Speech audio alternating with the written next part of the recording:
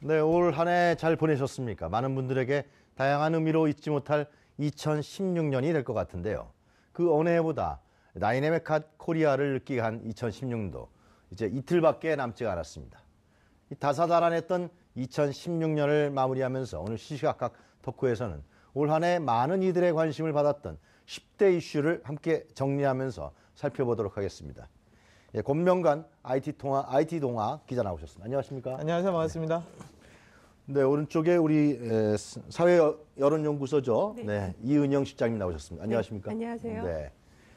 자, 지금 10위부터 9위까지 저희가 한번 쭉 살펴보려고 그러는데요. 네. 먼저 10위와 9위부터 알아보도록 하겠습니다. 지금 10위는 저희가 이 통계는 저희 TBS에서 뽑은 건 아니고요. 네네. 이 네이버 사이트라든가 각종 사이트에서 나왔던 네.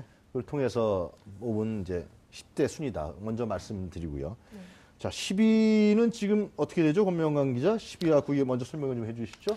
저희가 지금 자체적으로 조사했을 때 많이들 사용하시잖아요. 인터넷 네. 포털에서 네이버 다음 그리고 글로벌 포털이라고 한다면 검색 엔진이 구글이 있을 텐데 거기서 이제 각각 지난 12월 15일이었습니다. 네. 3사가 동시에 한날 한시에 2016년 올해 이슈 검색해서 한번 발표를 했었어요. 네. 그래서 저희가 채용한 거는 이제 다음에서 발표한 카카오죠. 카카오가 운영하는 인터넷 포털 다음에서 발표한 이슈인데요. 네.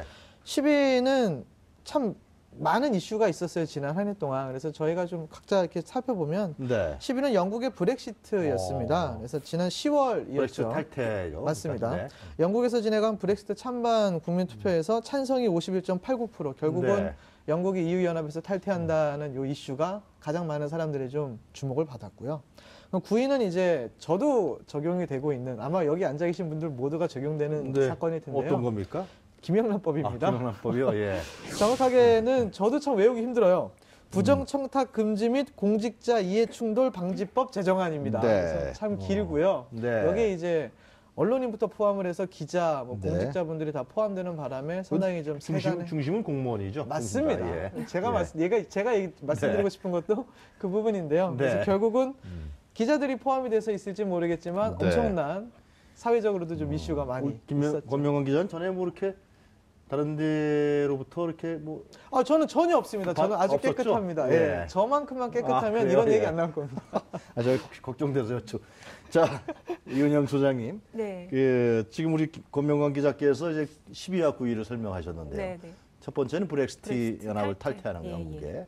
그럼 우리가 잠깐 설명을 하고 갈까요? 네, 이제 네. 브렉시트 탈퇴에 대해서는 그 투표 결과에 대해서 네. 많은 사람들이 놀랐었거든요. 예측과 이제 다른 결과가 나와서. 네. 근데 이제 이것이 본격적으로 이제 세대 갈등의 표면화라는 어떤 하나의 사건으로 볼 수가 있고요. 네. 그리고 이제 그것 때문에 젊은 세대와 또 연세든 세대 간의 어떤 갈등 부분을 노래로도 프랑스 같은 데서는 그게 만들어져서 또 회자가 되기도 했었어요. 네. 그래서 이제 본격적으로 이제 고령화 사회가 되고 일자리가 적어지는 이 흐름 속에서 그 비용을 누가 감당할 것인가에 대한 문제가 본격화된 게 이 브렉시트 탈퇴 사건이라고 볼 수 있을 것 같습니다. 네. 그래도 아무래도 영국 경제가 브렉시트 EU를 탈퇴하면 네. 경제가 전에만큼 성장할까요? 그것도 참 의문인 것 같아요. 대체적으로는 성장이 어렵지 않을까라는 시각이 많죠. 김영란법은 이제 시행된 지 지금 얼마 됐죠? 4개월 3개월 정도 됐나요, 그죠? 네네. 큰 무리 없이 순항하고 있다고 봐야죠. 그렇죠. 이제 김영란법에 대해서는 국민 여론, 지지 여론이 굉장히 높았었고요. 그렇습니까? 예, 네. 예, 높았었는데 이제 이것이 모호한 그 기준 그것 네. 때문에 상당히 앞으로도 논란거리는 계속 남을 것 같습니다. 그리고 이제 김영란법에 대해서 반대 여론을 가졌던 가장 큰 이유는 그것이 골프장이라든지 보급식당 이런 데서의 그 내수를 침체시키는 요인이 되지 않을까 이런 걱정이 있는 반면에 있었는데. 네네. 근데 실제로 이제 그것이 좀 현실화되고 있는 흐름이 있어요. 많이 식당도 그러나 예약도 그걸 취소가 통해서 우리 되고. 경제가 흔들리거나 그런 건 아닌 거로 지금 네네네. 나타나고 예, 있죠. 예. 그렇지만 그 작은 부분에서의 그런 것들에 대한 예. 서민 걱정들이 하여튼 있는 내년에는 상황입니다. 보완점이라든가 미비점을 다시 국회에서 논의할 필요가 있다. 네, 그렇게 우리가 예, 얘기를 예, 정리하죠. 자, 권 기자님, 다음 이슈 알아봐 주십시오. 네. 예, 바로 이어서 이제 8위와 7위의 발표 내용을 말씀드리겠습니다. 상당히 네. 좀 정치적이고 군사적인 내용들이 포함되어 있는데요. 네. 8위는 사드 배치입니다. 사드 배치요. 지금까지 이어지고 있는 예. 현재 진행형의 이슈라고 볼 수가 있고요. 네. 그럼 마찬가지로 이제 7위도 저희들 정치적인 이슈가 좀 많은데요. 네. 미국 대선의 결과 아, 얘기입니다. 트럼프 승리를 말씀하시는 예, 도널드 거. 트럼프가 네. 당선이 되었죠. 저도 참 개인적으로 좀 아쉬워하는 결과 중에 하나인데요. 아, 트럼프를 별로 싫어하셨어요? 싫어한다기보단 좋아한다기보단 네. 뭐 저는 노코멘트로 하겠습니다. 그래요. 힐러리 클린턴에도 우호 감정이 계셨군요. 약간 더, 예, 저는 아. 조금 더 그분이 좋다는 게 아니라 네. 공개했던 공약이라든가 정책들이 제 개인적인 성향과 좀 많이 맞았다라는 네. 얘기죠. 사드 배치는 우리 공 기자께서는 찬성하십니까? 반대하십니까? 제가 찬성한다 반대한다고 얘기한다고 큰 방향이 아이고, 좌지우지 될 것 기대가 같지는 좋아요. 또 않고요. 언론인이시고. 저는 일단 그곳에 네. 살고 계신 분들의 의견이 중요하다라는 네. 생각을 좀 합니다. 아, 상주 그쪽에 맞습니다. 배치된 문제죠. 우리 이은영 소장님 얘기 좀 해주시죠. 사드 같은 경우는 이제 반대 의견이 높았는데 네. 그것이 이제 나중에 롯데 그 힐스카이 골프장으로 결정이 됐잖아요. 그 위엔 조금 찬성 여론이 또 높아졌었어요. 그래요? 아, 예, 여론조사 예, 예. 이렇게 나왔어요? 예, 그렇게 나왔는데, 근데 그것이 지금 이제 확정된 상태가 아니고, 네. 현 정부가 이제 탄핵을 받은 상태고, 또 미국 같은 경우도 정권 교체가 일어난 상황이다 보니까, 네. 이전 정부에서 추진하려고 했던 정책들을 어떻게 할 것인가라는 문제가 남아 있고요. 그리고 그것에 대해서 지금 이제 우리가 곧 대선을 치르게 되는데, 대선 후보들 간의 입장이 조금씩 다르세요. 그래서 네. 아마 제가 보기에는 재검토가 이루어지지 않을까 그렇게 예측을 하고 있습니다. 중국의 압력도 대단하게 그렇죠. 나타나고 있죠. 그렇죠. 한류 문제라든가. 예, 네. 그렇습니다. 예. 그리고 지금 그다음에 또 하나 뭘 말씀하셨죠? 미국 대선이었죠. 미국 대선. 트럼프 네. 대선은 우리나라에 어떤 영향을 미칠 것 트럼프에 같습니까? 대해서는 사실 그것도 이제 브렉시트 탈퇴와 마찬가지로 네. 예측의 실패로 상당히 사람들을 좀 놀라게 했던 사건인데. 여론조사하고 완전 판이하게 나왔죠. 그래서 뭐 그렇습니다. 샤이 트럼프다 이런 얘기까지 나오고. 예. 근데 이제 이것이 지금 우리나라하고 이제 좀 뒤에 나중에 말씀드리겠지만 이 예측의 불확실성이라는 부분이 전 세계적인 현상이거든요. 근데 이제 그것이 왜 그런 현상이 자꾸 일어나는가 하는 문제는 이제 정보가 현재 만들어지고 소비되고 유통되고 이슈화되는 과정이 네. 이전과는 완전히 달라졌다는 달라진 거예요. 거죠. 어떻게 달라지는 그 겁니까? 미국 그게? 대선에 추가적으로 조금 간단하게 네. 말씀드리면 뭐 페이스북 얘기가 좀 나오죠. SNS에서 약간 부정적인 기사나 그 의견들이 네. 퍼지는 속도가 소비되는 속도가 그러니까 일반 대중들한테 다가가는 속도가 과거와는 다르게 엄청나게 빨라졌고 네. 그리고 이게 통계적으로도 네. 잘 찾기 어려울 상태에서 소비가 돼버리는 상황이 벌어지는 거여서 기존에 있었던 어떤 통계치 조사라든가 이런 것들이 조금 최근의 트렌드와는 많이 좀 상충되는 부분들이 있지 않나 생각이 좀 들고 여론조사 기법이 좀 발전돼야겠습니다. 발전돼야 되고 특히 이제 전문가들의 역할에 대해서 조금 더 많은 고민들이 이루어져야 될 것 같습니다. 알겠습니다. 자, 다음 순위 소개해 주시죠. 네, 바로 이어서 6위는 저도 좀 잊었었어요. 저희가 좀 많은 우리나라가 좀 피해가 좀 많았었는데 바로 태풍 치바입니다. 아, 태풍 치바. 바로 잊었죠, 저희가. 그러네요. 불과 몇 개월 전만 해도 부산광역시 경남권에 엄청난 피해가 그 자동차들 떠내려가는 장면들 기억하시죠? 맞습니다. 예. 바로 그 사건이 있었고요. 네. 바로 이어서 5위는 제가 참 할 말 많을 것 같은데요. 이세돌과 알파고입니다. 아, 그래요. 어떻게 보면 당시 저도 이제 현장에 있었거든요. 아, 그러세요? 정말 많은 기자분들이 오셨어요. 저희 IT 기자들만 있는 게 아니라 스포츠 쪽, 그러니까 바둑 쪽에 있는 기자분들도 오시고 정치 사회부도 다 오셨더라고요. 그래서 처음 뵙는 분들도 많으셨는데 네. 그분들이 모두가 좀 경악을 하는 결과로 결국은 끝이 나면서 세간의 주목을 받았죠. 그 승패가 어떻게 됐죠? 다시 한번. 4대 1이었습니다. 한 번 이겼죠. 네, 이세돌 한 씨가. 번 이겼습니다.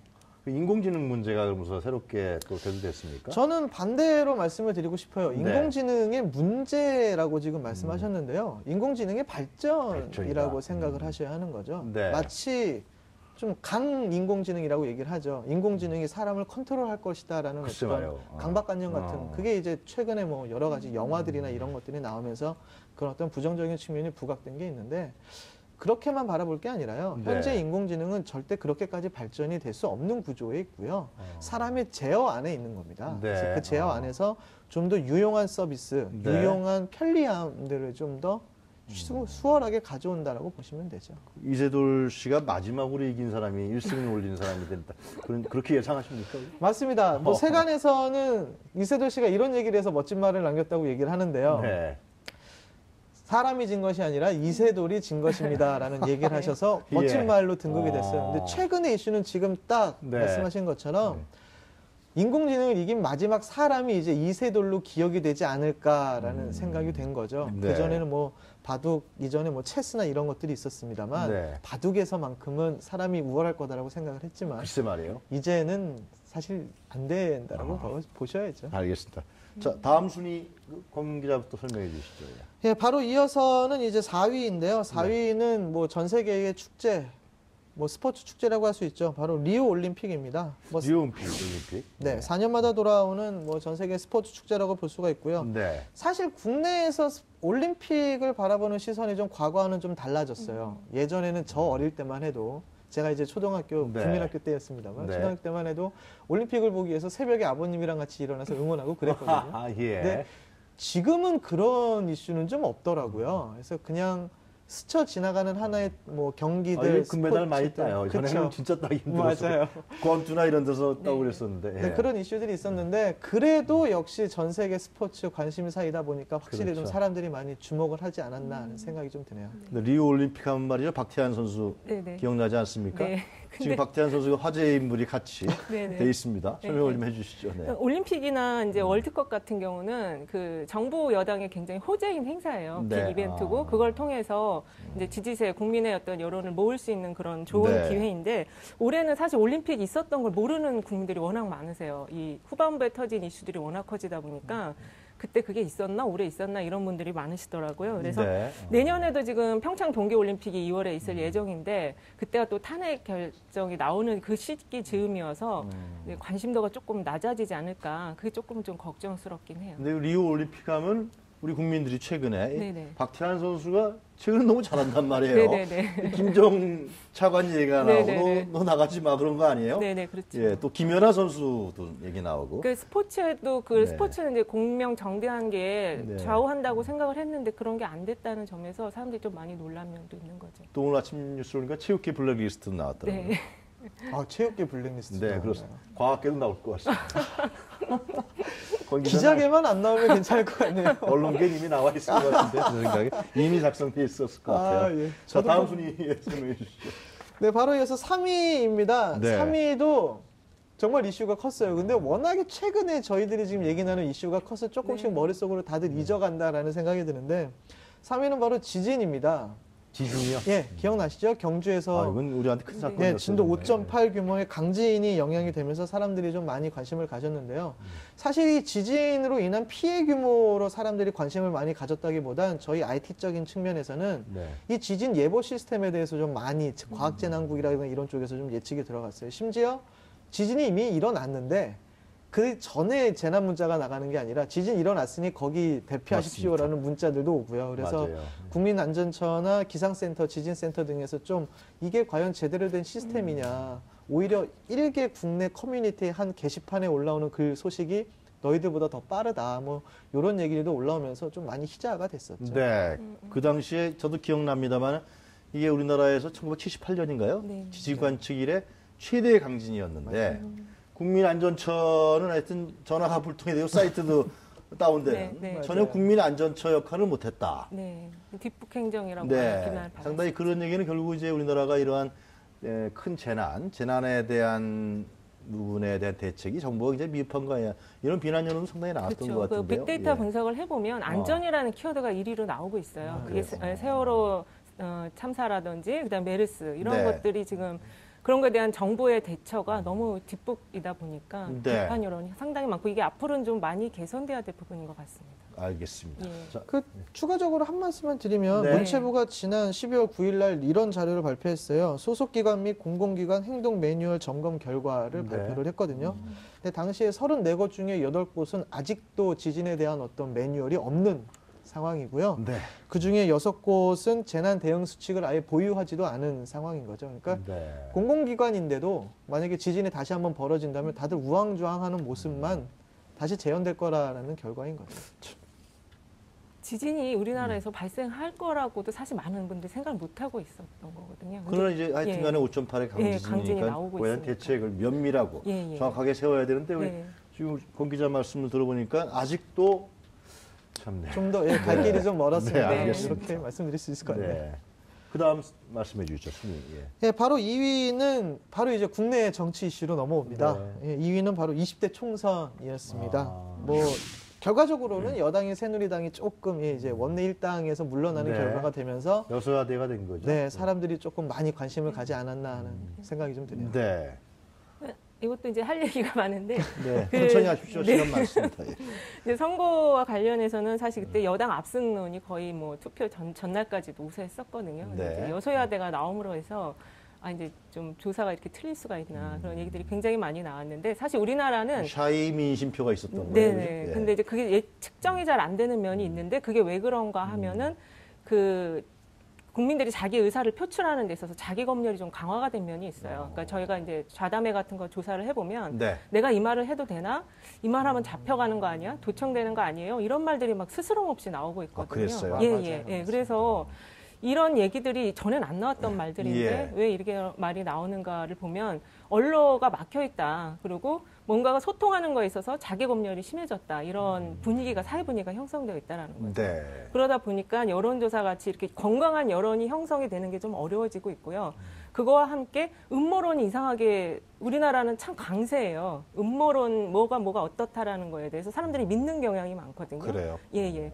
그러니까 그런 거와 관련해서 좀 이 공공의 정보들이 신뢰를 받는 그런 게 좀 필요하다. 그게 너무 불신을 하다 보니까 이런 것들이 막 합쳐지면서 언로가 왜곡되는 현상이 일어나고 있다. 이게 총선 결과도 사실 그런 말을 안 하니까요, 사람들이. 내가 지지하는 거를 정당하게 얘기하고 떳떳하게 얘기할 수 있어야 되는데 말씀을 안 하시니까 그러나 그 당시에 이미 박근혜 정부에 대한 불신은 엄청나게 높아져 그렇죠. 있었던 거죠. 수도권에서는 예, 뭐 예. 거의 강남에서도 예, 등을 예, 그렇죠. 돌렸으니까요. 예. 그렇죠. 근데 그게 숫자로 안 나타나다 보니까 확신을 네. 못 하는 거예요. 그렇습니까? 예, 예. 예, 그래서 알겠습니다. 상당히 놀란 결과였었던 거죠. 자, 1위 순위 말씀해 네. 주시죠. 네.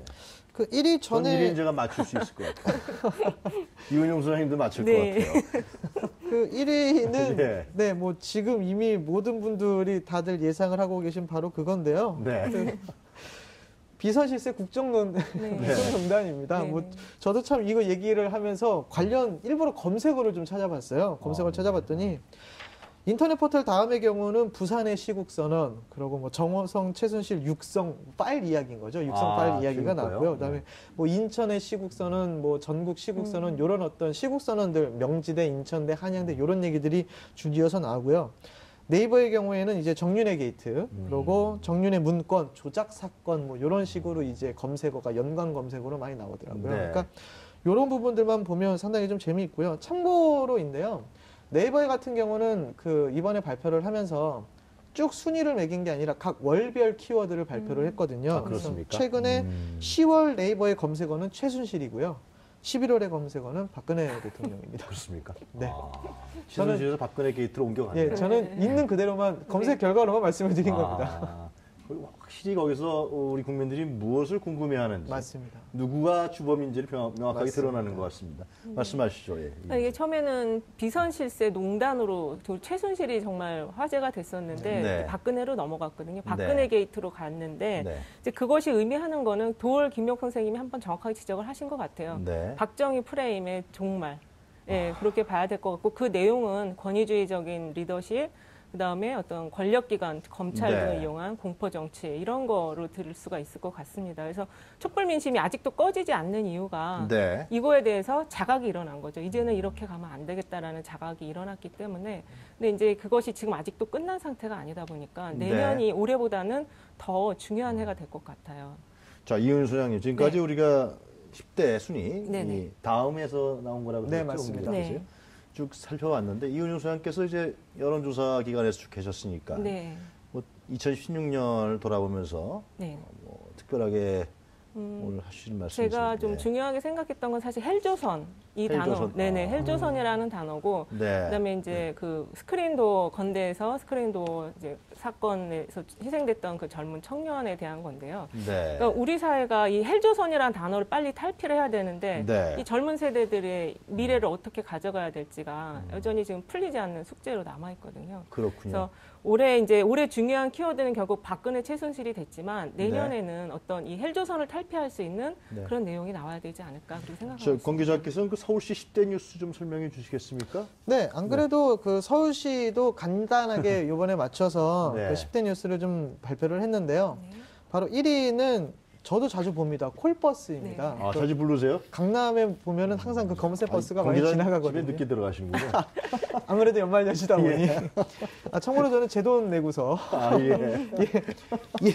2위는 한길몽땅이고요. 네. 그거 쭉 말씀드리겠습니다. 한길몽땅이라는 게 먼저 순위 말씀하시고 설명해 네. 주시겠습니까? 자, 예. 3위는 꾸미고 꾸미는 학교 화장실이고요. 예. 네, 4위는 따릉이입니다. 그리고 5위는 저소득층 청소년 생리대 지원. 아무래도 저것도 이건 의미가 많이 있네요. 이슈가 됐고요. 네. 그리고 6위는 역세권 청년주택으로 이어났고요. 예. 그리고 이어서 7위는 일본군 위안부 기억의 터, 8위는 공공무선 인터넷, 그러니까 네. 공공 와이파이를 말하는 거죠. 그리고 9위는 여성 안심 특별시 2.0이고요. 마지막으로 10위는 세계 3위 국제 컨벤션 도시로 나타났습니다. 네, 공 기자께서 뭐 특징 있는 몇 가지만 설명을 해주셔요. 여기서. 저는 아무래도 좀 IT 쪽에 있는 기자다 보니까요. 네. 딱 눈에 띄는 게 바로 1위 콜버스고요. 바로 4위 이제 따릉이 뭐 이런 것들인데요. 여기 이제 교통과 관련되어 있는 간단한 애플리케이션이 많이 이슈가 서울 시민들이 이용을 한다라고 보시면 될 것 같아요. 네. 자전거를 빌려서 간단하게 앱으로 예약을 하고 빌려서 거기서 그 안에서 결제도 다 되고요. 그러니까 최근에 많이 이슈가 되고 있는 IoT라든가 O2O 이런 결제 시스템들이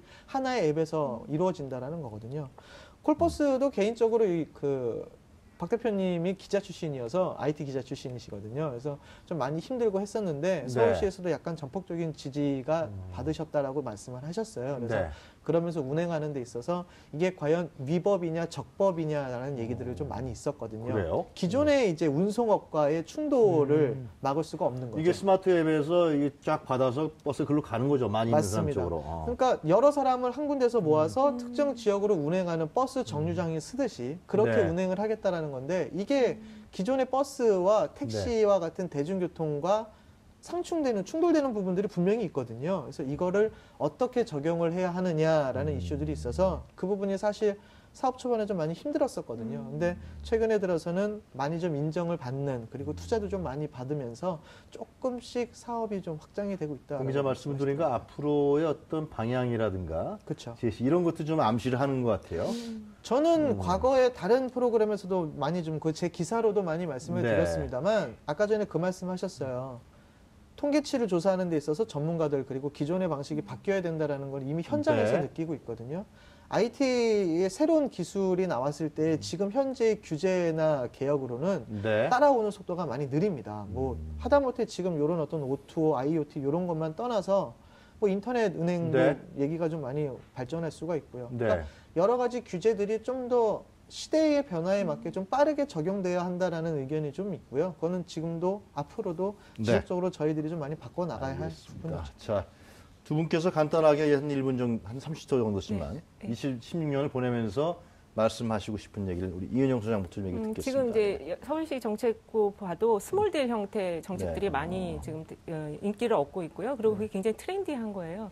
제가 볼 때는 지금 이런 정책 이름명 자체도 예전에는 없던 흐름이거든요. 그러니까 이런 게 의미하는 게 뭐냐면 어떤 자기들 라이프 스타일 변화에 따른 그런 자기들의 원하는 거를 정책으로 행정으로 메꿔준다라는 의미고 그것이 결국 정책 브랜딩화되고 있다라는 의미예요. 네. 상당히 미래지향적인 행정이라고 말할 수 있고 앞으로 우리 사회가 이런 쪽으로 가야 된다. 그걸 좀 느낄 수 있게 하는 이은영 소장님의 해석을 들으니까 있습니다. 네, 서울시에 계신 분들 힘이 나겠습니다. 네.